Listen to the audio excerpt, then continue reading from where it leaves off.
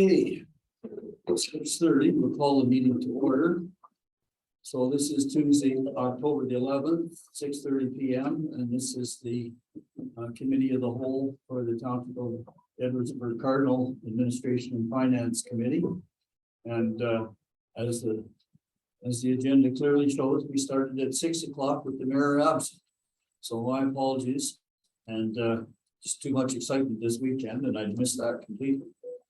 So the next item is item number 2 on the agenda, which is approval of the agenda. The chair is looking for a motion to approve the agenda as presented. So moved. I have a mover. Does Councillor Cameron have a seconder? Mr. Councillor Hunter seconding. And I'm going to call the question on that. Those in favor? Motion is carried. And so now I'm at item number 3, which is disclosure of pecuniary interest and the general nature thereof. Are there any disclosures here this evening? No disclosures. And we'll go now to business arising from the previous committee of the whole meetings, if any. And has there anybody got anything to bring forward as business arising? Not, I'm just going to check my notes quickly. Nobody has anything as business arising. I'm going to proceed. Just wait a moment. Let's go ahead. Yep. Well, I gotta find it, yeah. Okay, it's on page 4, and it's under the mayor's report about illumination of the township building to recognize Queen Elizabeth. I'm just curious. I haven't been here in the last little while at night. Are the lights still on, or are they now off? Through the mayor, they are off now. It was just about a week between until the funeral service. It actually looked very nice, I must say. Thank you. Yes, and I'll just echo my thanks as well. You seem to get that organized pretty quickly. I don't know how you managed that, but anyway, I was by one night. It did look quite stunning. So are there any other business arising? Hearing none. We're at item number 5, delegations and presentations. We have none this evening. So that gets us to item number 6, which is a discussion item concerning the MTO Highway 401 improvements and the impact on the rail bridge. And I asked to have this put on the agenda because I want to make it part of the public record, and this is a public meeting.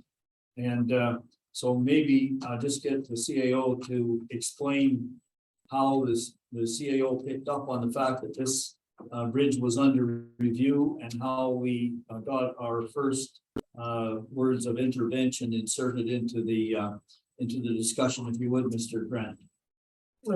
Thank you, Mr. Mayor. I'm going to say it was late fall of 2021 when the initial meetings took place with respect to the Class EA public notice. We had the director of operations and the fire chief that had attended, and at that time the director of operations had indicated to us that there was some discussion on as one of the options of this project was to reduce the opening to be more of a pedestrian pass through, as opposed to the current opening, which would certainly allow for the reinstatement of the rail tracks. And we had noted that a couple times verbally, and through discussions it was decided that we had better formalize something in writing and send that to the consultants, AECOM and MTO, just to express our desire to keep that rail overpass opened and available for the potential to actually bring that back into service at a later date. So now they indicate in their first communication, which goes back to August of 2020, August 31, 2022, that they've received the letter, and that the process of evaluating this bridge will be ongoing. do they indicate, or have you heard any further indication of when the next kind of project management meeting would be held? So, Mr. Mayor, within the response letter of August 31st, I believe, it was that they had sort of indicated that there would be an additional public information session in the late fall. As of this time, though, we do not have a date for that upcoming information session. Okay, so I guess what occurs to me at this stage is that we need to try to enlist some other support for our position here, because our position here is very well laid out in your letter of March the 2nd, sort of hangs on the job site challenge. But we do know that we have an Enbridge pipeline passing underneath that bridge. And I'm wondering if we can get some support from Enbridge. I don't know whether they've been part of the first or second project review meetings, or do we know that? Through the chair, I'm not sure on that, but I would anticipate that they would have had some involvement in that initial information session. Okay, so basically what we're doing here tonight is just flagging this as an ongoing issue that's going to require a continued and additional and continued lobbying on our part, if it truly is our desire to see that bridge continue in its present function. It's the height thing that I guess we're worried about. Does anybody have anything they want to add here at this point? Councillor Hunter. I think we need to keep it there, but all possible, and I think it wouldn't hurt for the future council coming in and the other, got to try municipality group set up here to get letters from Prescott and Augusta and support of us on this too. They were supporting us on economic development of the far side there, so I think it wouldn't hurt to have letters likely coming from other two municipalities and their support too on it, so. Okay, now, as we all know, there's another tri-municipal meeting tomorrow night. Now, I know the agenda's been circulated. I was hoping to get a printed copy of that package. Is there going to be a printed copy of that tri-municipal meeting agenda available later on, a hard copy? Through the chair, I believe there'll be printed copies tomorrow evening at the meeting. It's Prescott that's organizing this time. If you need one, I can come out after the meeting here. Okay, I'd appreciate that, but I guess it's too late to get something like this on the agenda. Eh? I would say through the chair, yes, it would be. Okay, maybe let's bring it up towards the end of the meeting. That it's a sort of a hanging issue. Anybody else got anything to add here? I think Councillor Hunter has a great idea. If we could get support from those two municipalities, it would help. Although it's not directly in their municipality. Okay, so if there's no further discussion there, I'm going to move on to item number 7 on the agenda. And the first item on the agenda is 7A, which is the third quarter building report. And I see that we have a briefing note from the chief building official, and as well we have the report itself. Thank goodness it's in large print that I can read.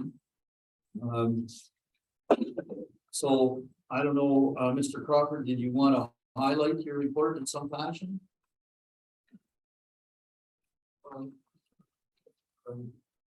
Mr. Chair, it's not uncommon for our building permits to be a little bit lower this year. We had an exceptional year last year and an exceptional year the year before, and some of the major builders in this area, they're just not building this year. So the report, it doesn't look as good as it did in the last couple of years, but at the same time, we're only down by about 3 houses. If you're looking at new residential starts and the industrial portion is, again, this year we're not having a lot of new industrial development. Those are the two major components that really impact the construction values. And that's why they're down a little bit now. Okay, so just in response to that, the industrial portion, the project value, is the Greenfield project included in that yet? And the reason I ask is because we knew that the project value at Greenfield, overall project value is about 125 million. Now, a lot of that might not be subject to building permit fees, and so it wouldn't show here. No, well, the building permit fees only reflect the cost of structures. Right, not the piping, not the towers. No, not any of the towers or any of the bridge work or whatever else. It's just structures on the ground. Right, and so just a quick question. Let's just focus for a minute on the towers.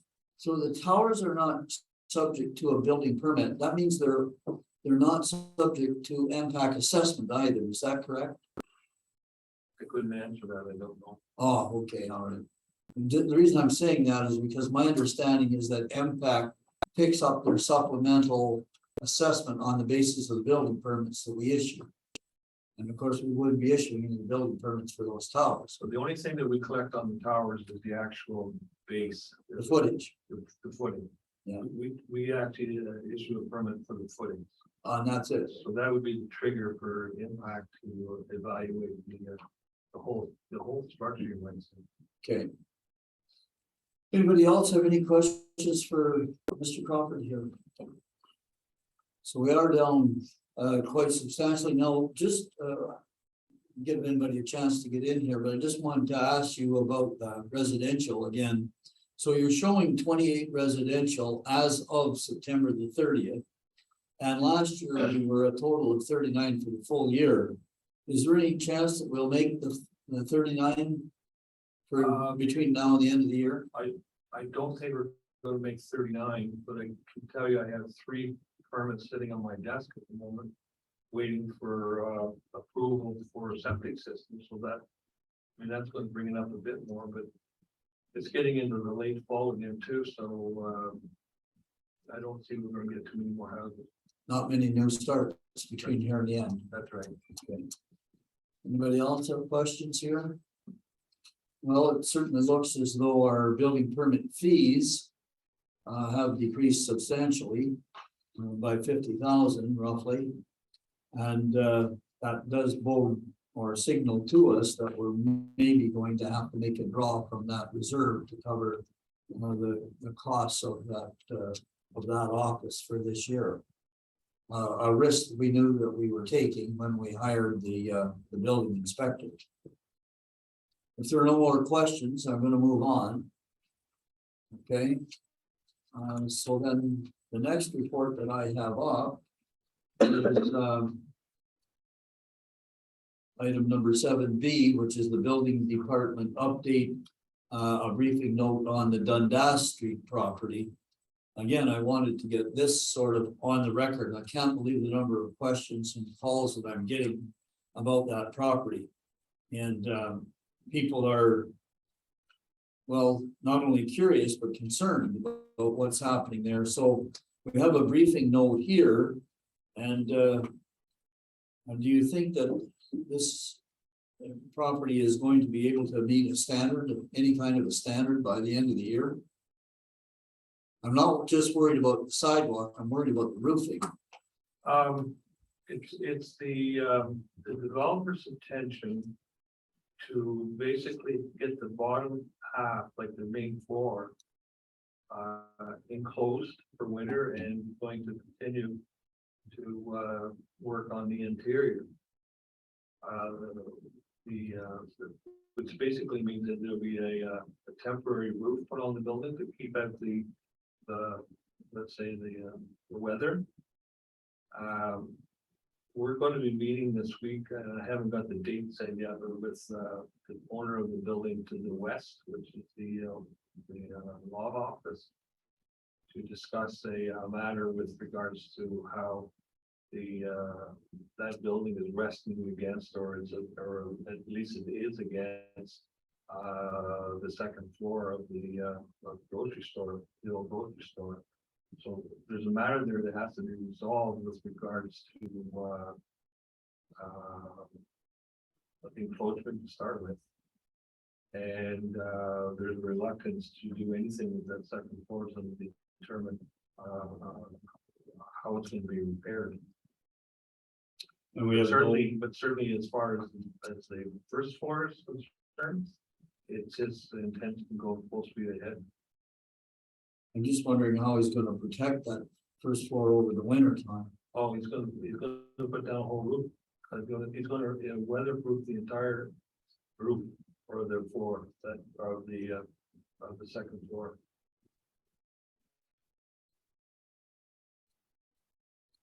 Now, and you don't have a date for this meeting with the two owners. It's gonna be this week, but I can't tell you that I haven't done a confirmation on it. Anybody else have any questions with regard to this? Again, I just wanted this made part of the public record here.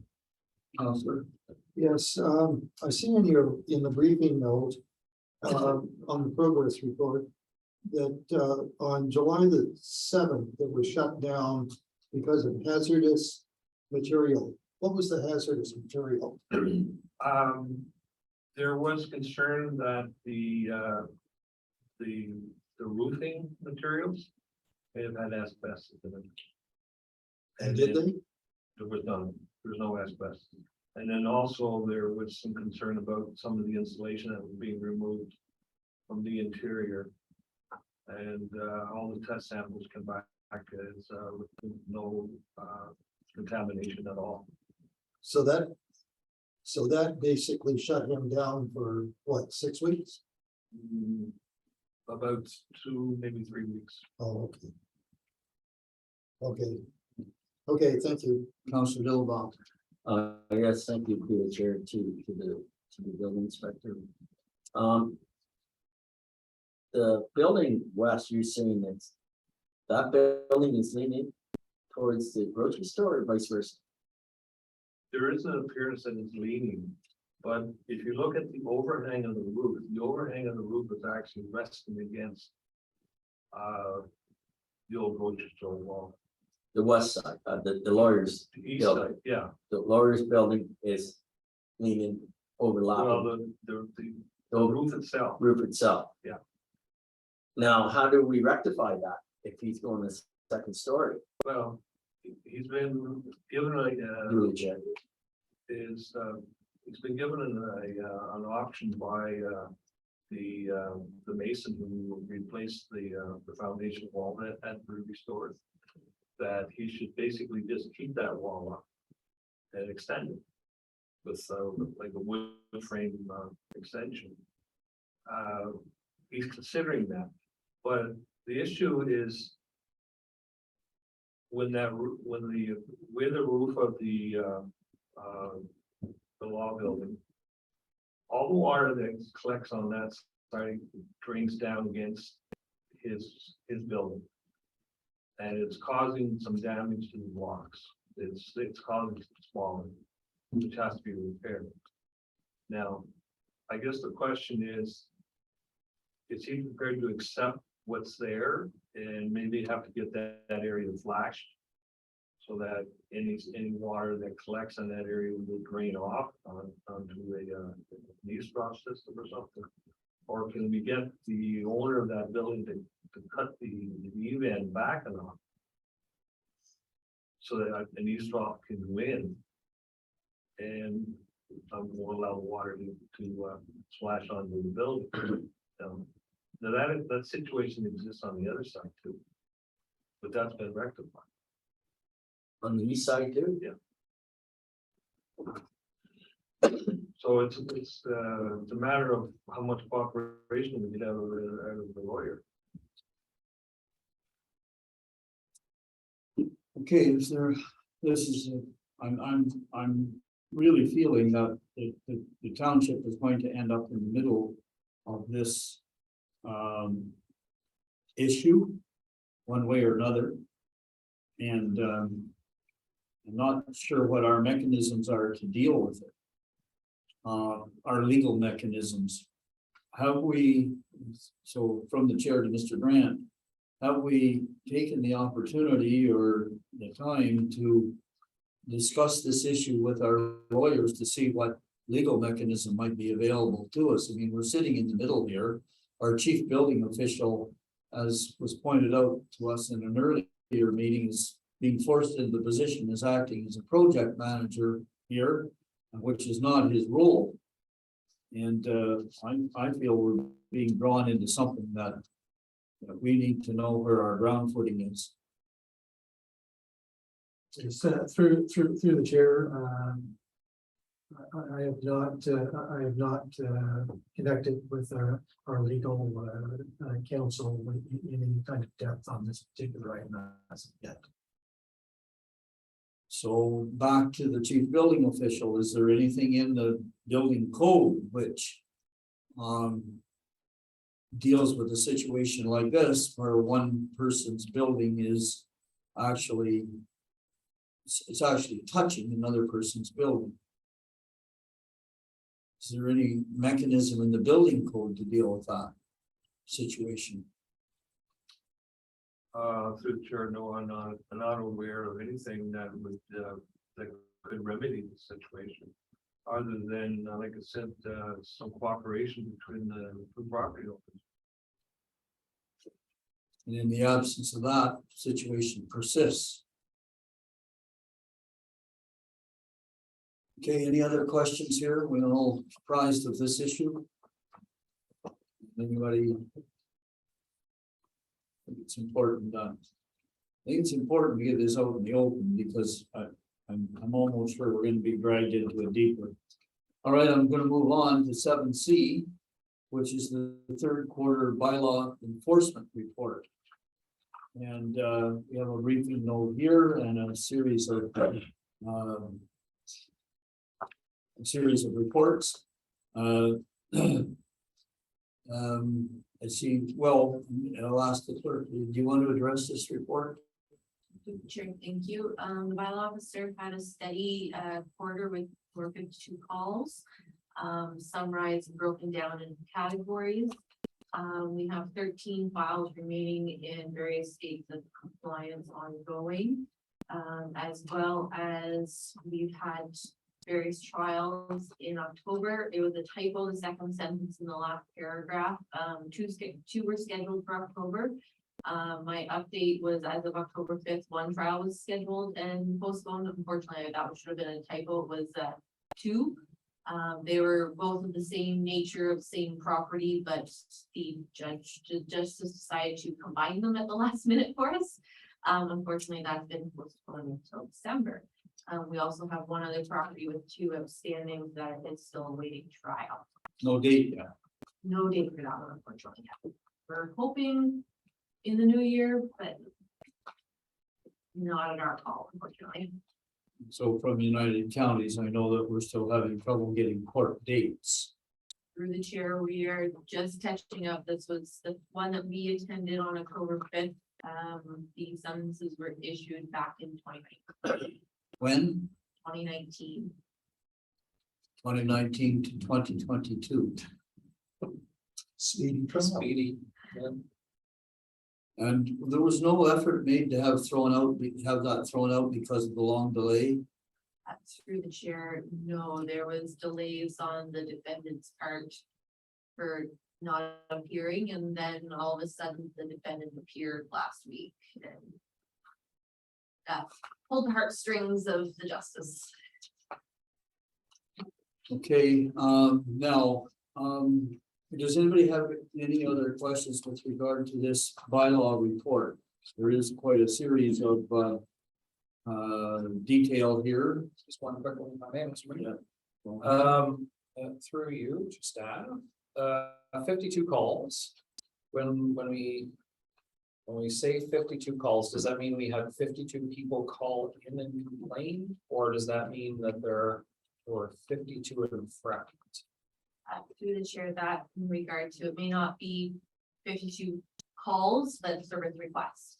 that either was generated from a resident, non-resident that called, emailed, messaged for a complaint, or things that a law enforcement officer basically called and reported himself.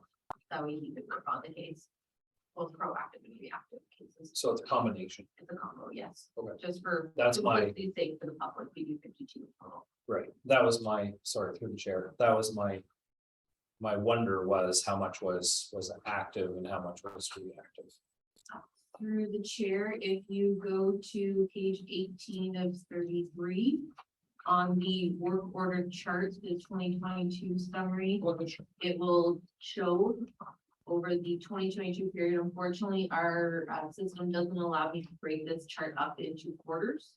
But as you can see, the majority of them for 2022 is bylaw initiated, with some in-person, email, phone, the majority being phone. And through the chair again, bylaw initiated means that the bylaw officer initiated the. Through the chair, between bylaw initiated or staff initiated, that was through the bylaw officer. Perfect, thank you. Okay, are there other questions here with regard to this report?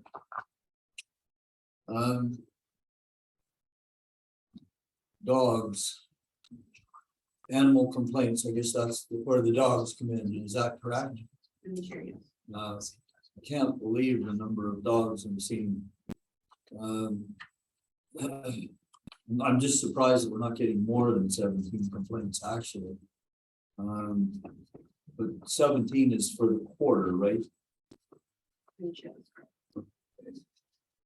Some of them may be dogs, other animals, cats, wildlife.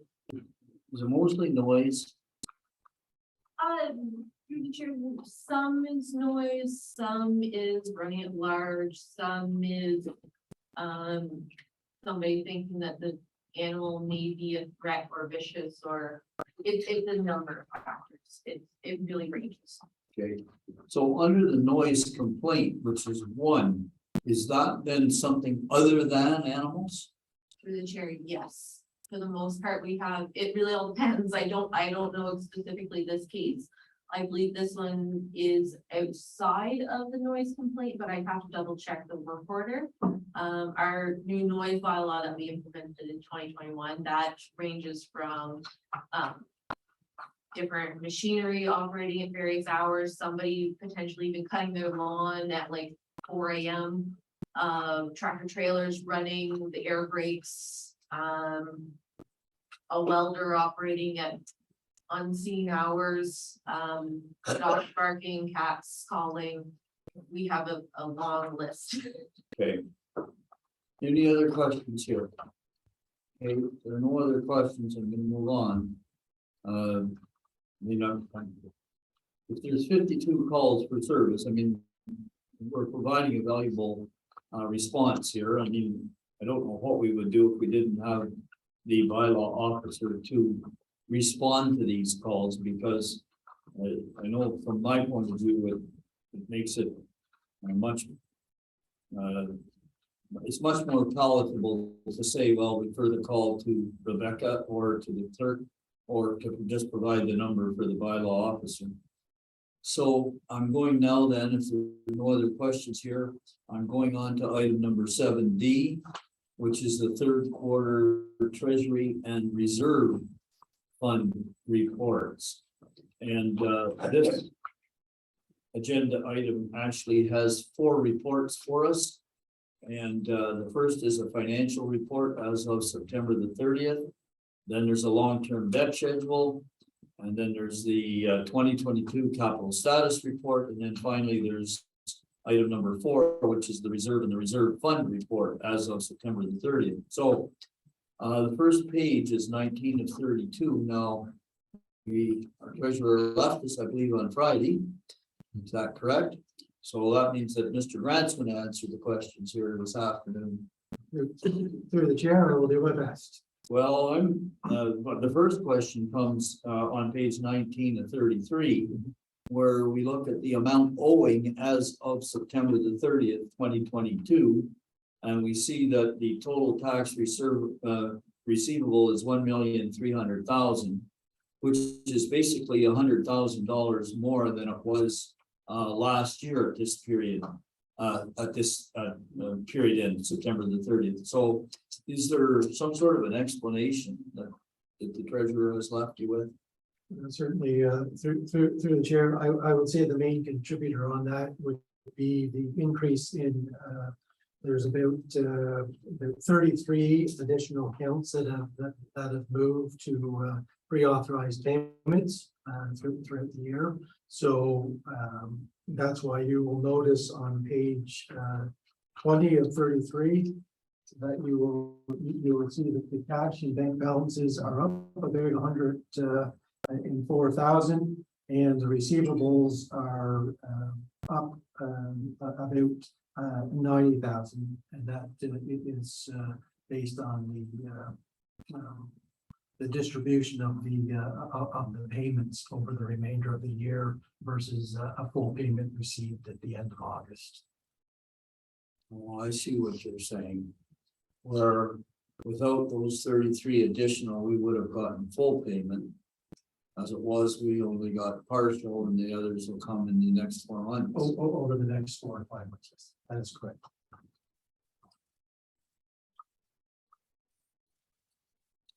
And now we have. So in March 2022, 743 accounts were on payment. And in September. It's now 766. Correct. The total payment value of 192,000. Cumulative.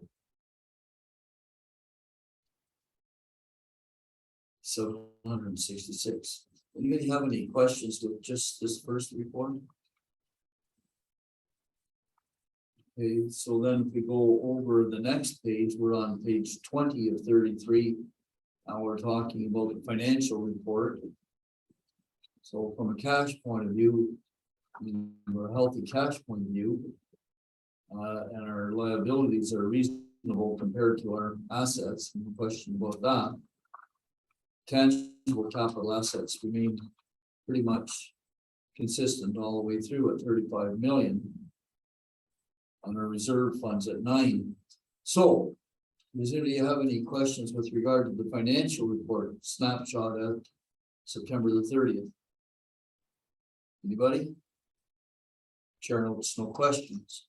Yes, go ahead. If I may, I just wanted to point out with respect to the assets section under accounts receivable. You'll note that that's a little elevated.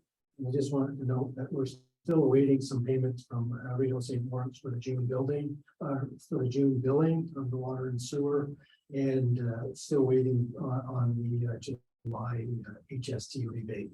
So that's the reason why the accounts receivable are elevated slightly. Okay, so that's the third line down, the 600,000 compared to the 456. Correct.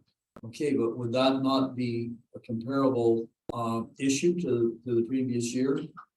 Through the previous year in 2021, we had received billing, I believe, into July for Rideau St. Lawrence. Okay, this year we have. This year we're a farther month behind in receiving that billing. Okay, and that's a function of the fact that we have a new financial officer at Rideau St. Lawrence, I think. I believe there have been some changes with the CEO and the chief financial officer at Rideau St. Lawrence. Well, I guess the good news of that story is that it's the intention now of Rideau St. Lawrence to get these draws to us within 30 days instead of within 60 or 90 days. I think we're at 90 days right now after the bill reading till we get the money. Yes, I believe in speaking with the treasurer in 2021, we had that down to somewhere between that 45 and 60-day period, but it does appear to be creeping back up with that extended time frame. So we're working with Regional Seaports to bring that back down into that 45 to 60 day period. Okay. Other questions with regard to this report? If not, I'm gonna move on.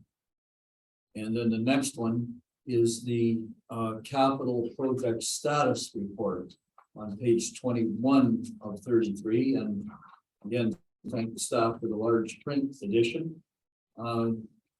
Now, I think what I'm gonna do, this is the status of all our capital projects. And I'll open the floor for discussion. I have a couple of concerns. I'll bring them up when I hear the other questions. Any questions around the table with regard to this report? I see none. Well, I'm going to bring up a touchy issue, and I've discussed it with Mr. Grant ahead of time. And it goes to the Edison Avenue capital project, which you see listed there. And I'm just looking for it. Here it is here. So the Edison Avenue was a project that was tagged on to the county's hot mix tender project. And we heard at counties that the prices came in on that hot mix tender quotation for Edison Avenue higher than, even though we tagged on to the county and got the advantage of the county rate, it came in quite a bit higher than what we had budgeted. And as you can see in the budget line, which is the far right column, we had budgeted, I think, 103,000 for Edison Avenue. And it looks to me from the briefing note that the low tender quote was 140,000. Now, have I read that correctly, Mr. Grant? Well, that is correct, Mr. Chair. Okay, so it came in, let's say roughly $30,000, $33,000. Yeah, maybe $34,000 higher than we had tendered. And so the note is deferred to next year. But my concern is we're getting this on this report, but and that sort of signals to council that $140,000 is not going to be spent this year. But the capital project is a council policy, and I just want to explain that at county council, no project is canceled without the county council passing a bylaw to re-tender it or to move it forward to the next year, and then what to do with the unused funds. And the funds can be whipped forward, as we know, or in the case of county council, we often move projects from a canceled project to finish another project that came in over budget. But it's all done by council motion and council bylaw. And I'm just pointing out that since the capital project is a council policy and it's a council thing, that council really should be the one that's making the decision to defer this to next year. There's a logical reason, of course, to do it, but I just think we need a proper paper, and council has to show that they're dealing with this in what I would call a proper governance manner. So that's my concern, and I flagged that to Mr. Grant, hoping to see some sort of a resolution to deal with this at the council meeting at the end of the month. Are there any other questions with this? Because other than that, I don't have anything else to raise. Does anybody? So once again, no questions asked. Just pointing out that this was basically, what are we got here? I don't have a total on this page. So I don't see a total on this report under the 2022 budget line. Does Mr. Grant, do you have a total on any of your paperwork there? Mr. Chair, I do not have a total at the bottom of the page. Okay, well, let me say that this was a fairly ambitious capital project. Program. And fairly amount of dollars were committed to the project, to the program. It looks to me like we will get through most of the projects that were on the program, but can you give us, other than the Edison Avenue one, what others are likely to be deferred? Through the chair, one of the items right now that likely would be a WIP, another WIP project, maybe the Johnstown drainage, a portion of it, depending on weather and timing.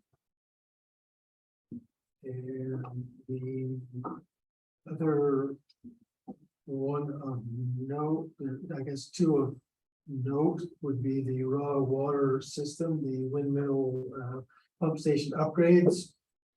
There is some supply issues, and it looks to be not going to be completed until the spring shutdown in 2023 of the Greenfield. And the other item that were delayed until 2023 would be the CPU processors as part of the SCADA upgrade. Those pieces of equipment have been delayed as well. Okay, now I'm just looking for the last one that you were talking about. The SCADA upgrade, that would be the second from the bottom, Second from the bottom, the 29,400. 29,400. That's correct. Okay, now on the first one, which is the windmill pump station upgrades, there's a note here that the recommendation is going to be to put this project forward to 2023. Correct. But we don't have that same note for the SCADA upgrade, but we can expect that to happen. Correct.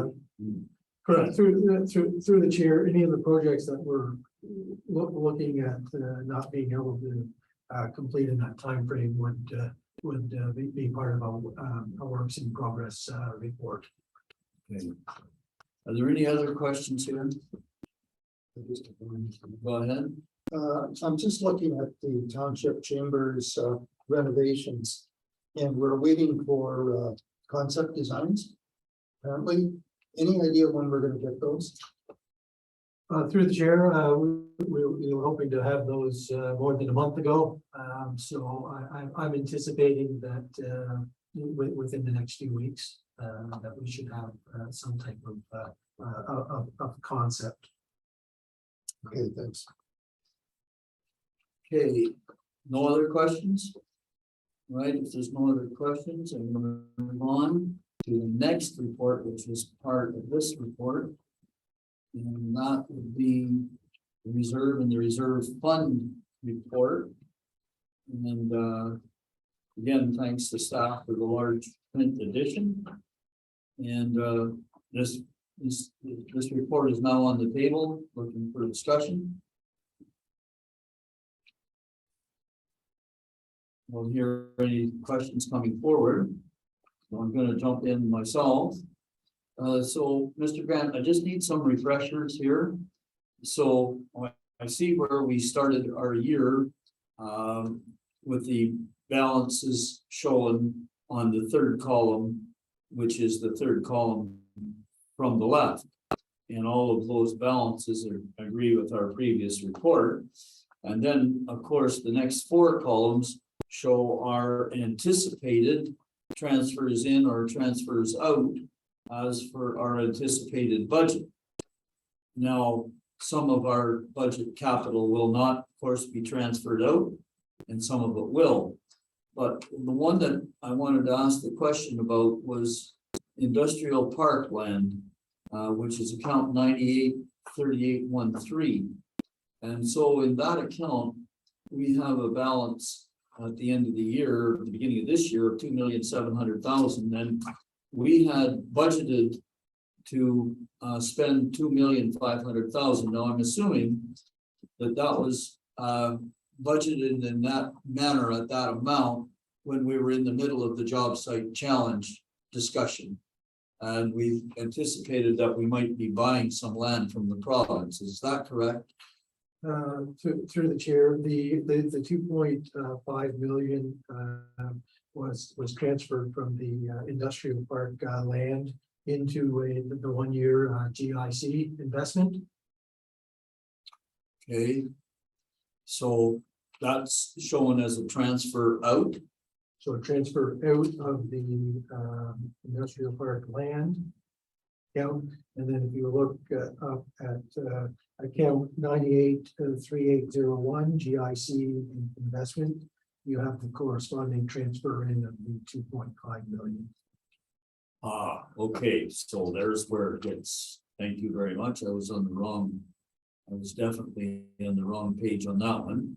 So, and now I shouldn't ask this question, but I'm going to because my memory fails me here. When did we put that GIC in place, and can you recall the rate? It's a 1 year GIC, non-cashable, if I recall. I believe it is cashable, and it was for around 4.5%. Cashable? I believe that it is. Okay, can we get a check on that? And yes, it's, I'm gonna say 2-3 months ago. But I will, I'll do a follow-up on that just to be. Yes, I'd appreciate it, because I don't think we were at the 4% rate 3 months ago. We are now, but I don't think we were 4 months ago. And I'm also interested in whether it's cashable or non-cashable, because if we're at a low rate cashable, it would serve us well to flip it over on at the newer higher rates, which are now up around 4.5% for amounts of this value. But assuming that you take them as non-redeemable, of course. Okay, so that was my question there, one of them. And the second one comes down to this Cardinal Hydro account 3807, where we anticipated transferring out 43,500. Was that for the dog park? Or some other use? Through the chair, the 43,500 was part of the filter pool Oh, yes. upgrade. Pool filter. Yeah, okay. And that was just a partial of that. Yes, the other portion was taken from account 013527 recreation reserves, the Okay. 30,000. Okay. Okay, sure. Sorry. Through the chair, just going back to the 2.5 million, I just pulled up the resolution from council in July 25th. It was for the 2.5 million at 1 year non-redeemable GIC through Scotiabank at 4.4% or better. However, at the meeting, the treasurer had indicated by the time we actually got to the meeting, the rate went up to 4.56%. Oh, okay, so that was July, right? Okay, all right. But it's non-redeemable, right? Yeah, okay, so that explains that. That explains the rate. Go ahead. Yes, thank you. Through you, Mr. Mayor, to the CAO regarding the Ontario Modernization Fund. We still have almost 280,000 in that reserve. Am I reading that correctly? Through the chair, that would be correct, although there is a commitment of a fair bit of that money. That hasn't been cash flowed out. It just hasn't been cash flowed out. Right. Okay. Yeah, okay. But the 26,588, has that been cash flowed out? I can't remember what it was for. I would, a portion of that was with respect to the food cycle program. Oh, yes. Portion. Yeah. And that has been cash flowed out. Okay, Okay, thank you. right. If there are no other questions with this one, that's the reserve and the reserve fund balances. And so then I think now that I'm on 7E, which is the third quarter budget variance report. Now, this report is not quite what I'm used to seeing out of the United Counties, where the treasurer actually gives us the treasurer's analysis of where we stand, where she thinks we will stand at the end of the year. And I can't get a read from the text here as to whether or not the treasurer thinks we will be in a positive or a negative situation, although she does indicate that the report shows that there is 32.19% of the budget remaining of the overall departmental operating expenses, which says to me we can anticipate we can anticipate some not full budget. How do I want to say it? I'm not going to say a budget overage, less than budget expenditure is the way to put it. Through the chair, yes, as it is right now, we would be trending in that positive. Okay. So in other words, basically, she's not committing herself as to which side we're going to end up on, unless she's left you some kind of note other than what we see here. Through the chair, no additional notes at this time, but looking at that, we have about 30% remaining of expenditures, and just probably be around 25% overall, with some of our full year expenditures already out. We're in reasonably, good shape in trending in that direction. Okay, you were going to jump in here? Yeah, I mean, from what it looks, if you read your notes, looks like it's almost a 7% surplus. It's still a long way to go, but Yeah, that doesn't include the draws on winter. The winter is needed and stuff like that, but ultimately it looks like 7%. winter control expenses have 19.4% of budget remaining for 2022 season, so. Yeah. I mean, a lot can come out of there. Are there any other questions with this report? Okay, again, there's no recommendation, it's just a report. So I'm not asking for recommendations here. And so then, I guess we're at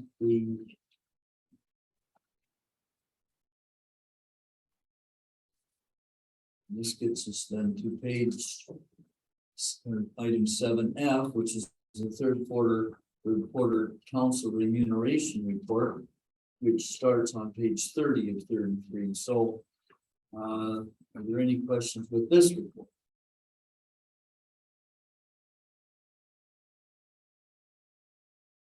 See anything coming forward from that? And then item number 7G is the year-end corporate control report. And got that report up. Any discussion here? Hearing none there. Well, I'll comment on this one. If I may, Mr. Mayor. I think you're talking about year-end farmer control, correct? That's correct. Yeah. On 7G. Yeah, going through, I certainly would want to go on the record and compliment Mr. Courtney on the fantastic work that he has done on behalf of the township. And certainly endorse the recommendations that Mr. Courtney makes. I think that when you talk to fishermen, when you talk to people along the river, I've heard very, very few complaints from anyone. There are a couple of residents with noise complaints, I know, and there are a couple that don't agree with shooting the birds, but I think Mr. Courtney does it in a very, as we've discussed before, having a trapper do it is the right way to do it. I think he does it in a very professional manner, and I think last meeting, I think he was in the disbursements. It was $9,000 we paid him to do it. I think it's $9,000 well spent. And I would certainly endorse all of the recommendations that he has made to continue moving forward. Okay, further discussion on this report? Just concurrence, with concurrence with the reports. Plan report. Duly chair, the recommendations, is that gonna be by Mr. Courtney? Or is that with the USA, or what's with that Chimney Island, Okay, well, site cleanup work done over the winter, uh, through the chair. okay, so first of all, the Counselor Hunter, I think you had your name, your hand up. Oh, sorry. Well, it's recommendations from Mr. Courtney to the committee. And if the committee is going to forward these recommendations on to council, then in a minute, I'll be calling for a mover and a seconder to bring these recommendations forward to council. What he's recommending is that a formal request be made to the USA to clean up the nesting site on Chimney Island. Now, I don't know who that request would be made to, but that's the recommendation. Okay. So. Well, I agree with the recommendation. I think it is that's been some of the ones, friends of ours, they live close to there, that's been one of their concerns, but he's doing a great job in our territory cleaning it up, we're being surrounded. And they're just basically moved over onto that Chimney Island, and they're just glued it there, and they just keep weaving back over onto our side until they can. He can't touch it, unless they give him permission to do it, and we're so close to the South Dundas border that we really need to, they really need to get working down there to clean up. I think we definitely endorse these and try and put some pressure on them, so. Yeah, okay, if I can. We have to remember though, that when we entered this, through Mr. Portman, it was never the intention to eradicate the species. It was to control the species. We're controlling it very well in our area. We need these folks to pitch in as well. We don't want to eradicate them. We just want to keep it. We're seeing the difference in our township. Talk to the fishermen.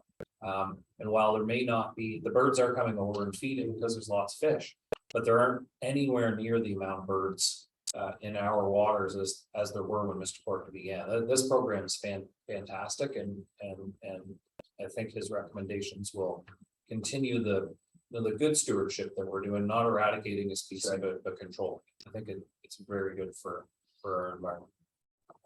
Okay, so all of the speakers that I've heard so far have endorsed the recommendation, so the chair is looking for a mover and a second to bring these recommendations forward to council. I'll second it. So I have Deputy Mayor Deschamps moving and Councilor Dillabaugh seconding. And if there's no further discussion, I'm going to call the question. Who's in favor? Okay, so that's carried. Now, that will, of course, involve defining who the contact points are. But I think through to the staff, if you indicate to Mr. Courtney that the council, that the committee has endorsed his recommendations and that they will be going to council, he would be able to provide you with the contact points, both in the US and perhaps possibly in Stormont, Dundas and Glengarry. I don't, again, I assume that the contact would be there through the United Counties of Stormont, Dundas and Glengarry. Okay, so that concludes the agenda that I have in front of me. Now, I'm going on to item 8 now, which is the council inquiries and notices of motion. So does anybody have anything to bring up under council inquiries and notices of motion? So nothing, oh, sorry, yeah. Yes, thank you. Just through you to the CAO, I was contacted twice on the weekend regarding the dike site, the speeders along Legion Way again. Apparently, I guess this weekend there was quite a large group of divers over the weekend as well. Camping from Friday night on, and quite a bit of speed traffic along the western portion of Legion Way. Pardon? No, the campers were not speeding. No, but There was some vehicles down there. There was camping vehicles down there. RVs down, I should say. So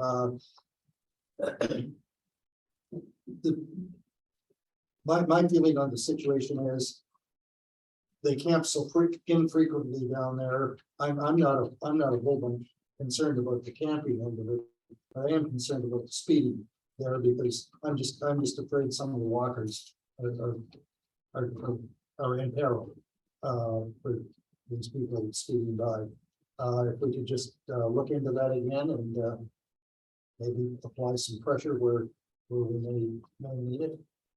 Now, is that on, no, that's the dive site at the Conestoga, Honestly, yes.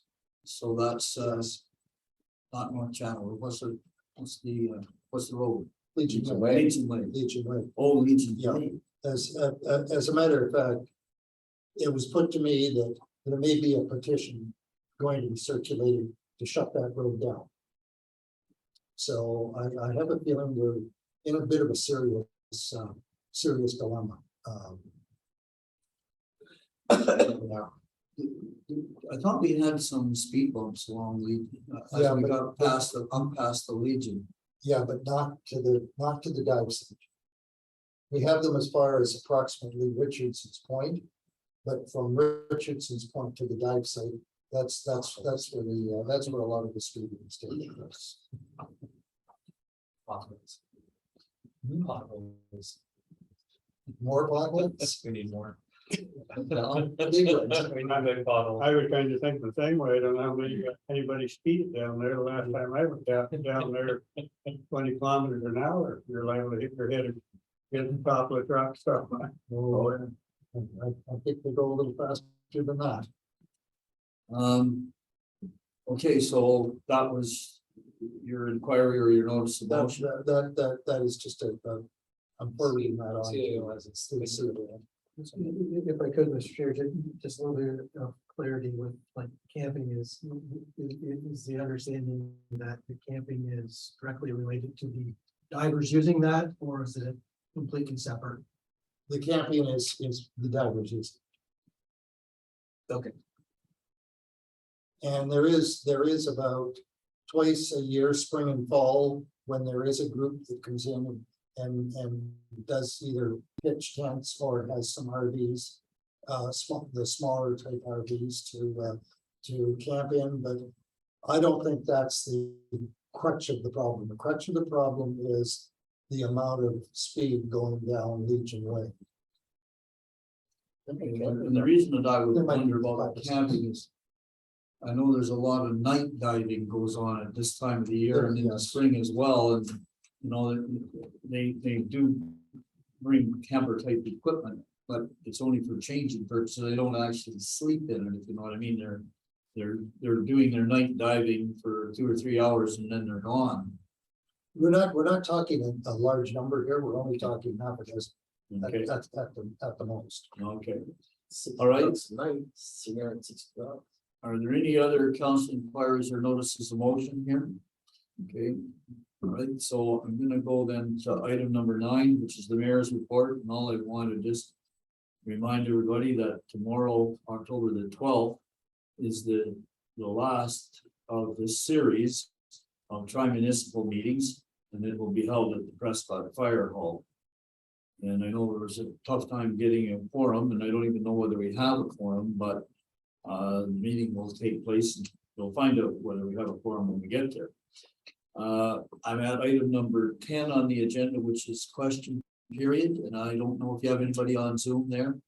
There's nobody in the gallery, so there's no questions there. Item number 11 is a closed session, and we do have a closed session under section 239(2) sub B, a closed session for personal matters about an identifiable individual, including municipal or local board employees, specifically the youth and regular citizen of the year, and the minutes of the closed session held on June the 20th. So we will be going into a closed session. So does someone have the motion to go into the closed session? Video, Thank you very much. myself, Secretary Deputy Mayor Dishon, the committee proceed in closed session at 7:34 PM in order to address the matter pertaining to section 239(2)B personal matters by an identified individual, including municipal or local board employees, specifically youth and regular citizen of the year. The minutes of closed session dated June 20th, 2022. Okay, so here's the motion to go into the closed section. Discussion if any. Hearing none, I'm gonna call the question. Those in favor? And myself, second by Deputy Mayor Deschamps, closed meeting does now adjourn, and open meeting of committee does now resume at 8 p.m. Yeah, thank you. Those in favor? Aye. Okay, and so we're back in an open session and now I'll report out of the closed session. So reporting out from the closed session, first of all, Councillor Dilaba has a motion to bring forward. Thank you, Mr. Mayor, moved by myself and seconded by Deputy Mayor Deschamps, that the committee sees and approves of closed session minutes dated June 20th, 2022. Thank you very much. And those in favor? Motion was carried.